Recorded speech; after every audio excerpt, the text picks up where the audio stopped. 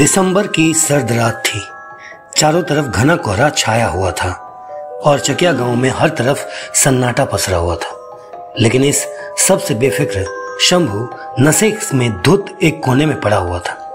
तभी उस सन्नाटे को चीरती हुई एक साइकिल की घंटी सुनाई दी। ये सुन शंभू खुद से बड़बड़ाते हुए बोला, अब इतनी रात में मेरे अलावा किसकी हिम्मत हो गई घर से निकलने की। फिर कुछ सोचते हुए वो बोला, लगता है कोई राहगीर होगा जो रास्ता भटक गया होगा, नहीं तो गांव का आदमी क्यों अपनी जान जोखिम में डालेगा। शंभू ने एक नजर दूर सड़क की तरफ देखा तो कोहरे के कारण उसे कोई दिखाई नहीं दिया, लेकिन साइकिल की घंटी की आवाज रह रहकर उसे सुनाई दे रही थी। उसने जोर से आवाज लगाते हुए कहा, ओ भाई रुक जाओ।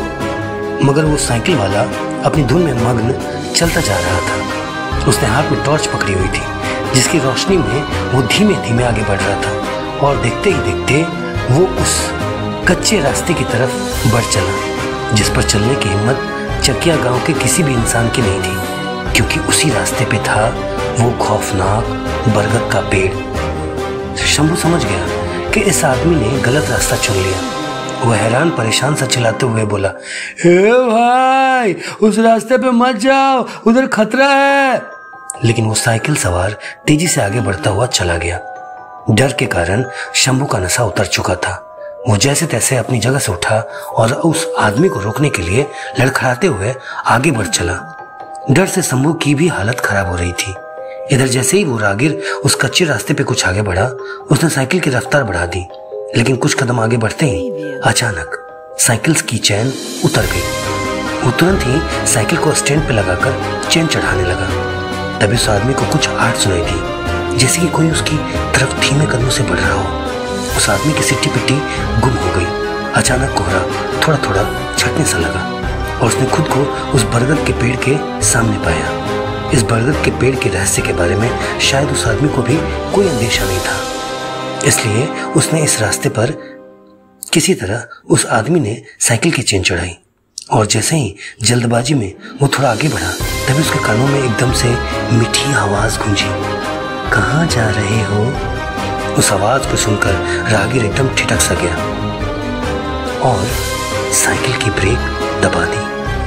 वहीं दूसरी तरफ शंभू गिरते पड़ते किसी तरह उसकी तरफ बढ़ रहा था। मन ही मन बड़बड़ा रहा था, बस वो राहगीर उस बरगद के पेड़ के पास न रुके और अगर कोई दरवाजा आवाज दे तो पीछे न मुड़े, वरना अनर्थ हो जाएगा। इधर राहगीर अपने पीछे से आई मीठी सी आवाज सुन के पलटा, लेकिन उसे कोई दिखाई नहीं दिया। तभी कुछ दूर पेड़ के पास फिर वही मीठी आवाज आई, दक्ष मेरी बात तो सुनो। इस बार आवाज किसी को भी मदहोश कर देने वाली थी। अपना नाम सुन के दक्ष चौंक गया, क्योंकि उसके हिसाब से चकिया गांव में शायद ही कोई होगा जो उसको या उसके नाम को जानता था। वो उस आवाज की तरफ बढ़ा। तभी एक हवा का झोंका आया और कोहरा पूरी तरह छट गया।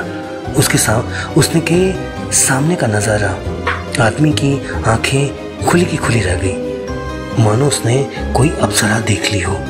उसके सामने एक बेहद खूबसूरत औरत खड़ी थी, जिसने एक चटक लाल रंग की साड़ी पहन रखी थी।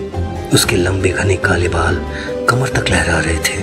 घूंघट से आधा ढका उसका चांद सा खूबसूरत चेहरा, माथे पे लाल बिंदी, काली खूबसूरत बड़ी बड़ी आंखें, गहरा काजल।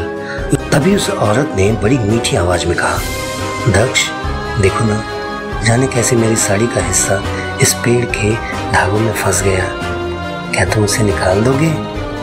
उस औरत की मदहोश कर देने वाली खूबसूरती दक्ष को बेकाबू कर रही थी।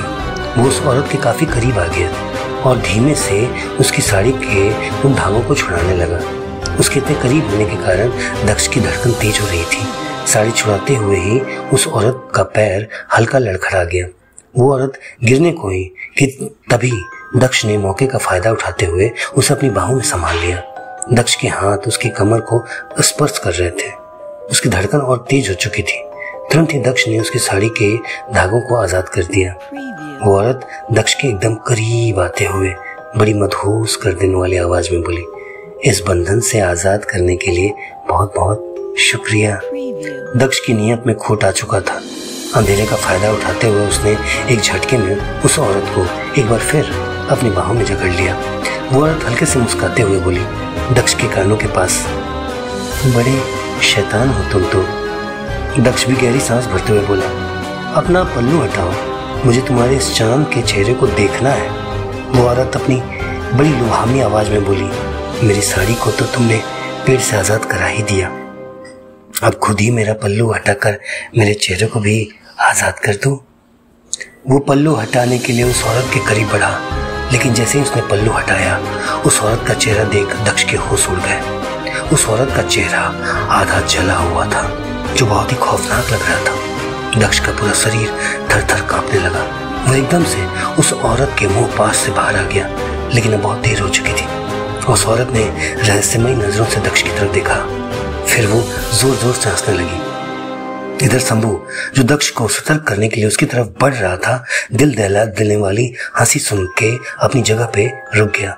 उसकी नजर पहले दूर खड़े दक्ष पे गई और फिर लाल साड़ी वाली औरत पे, जिसे देखकर शंभू की कांपती हुई जुबान से बस एक बात निकली, डायन आजाद हो गई। अगली सुबह गांव वालों को शंभू और दक्ष की लाश टुकड़ों में बिखरी हुई मिली। पूरा गांव खौफ में आ गया। कैसी लगी कहानी आपको दोस्तों, कमेंट में बताइए।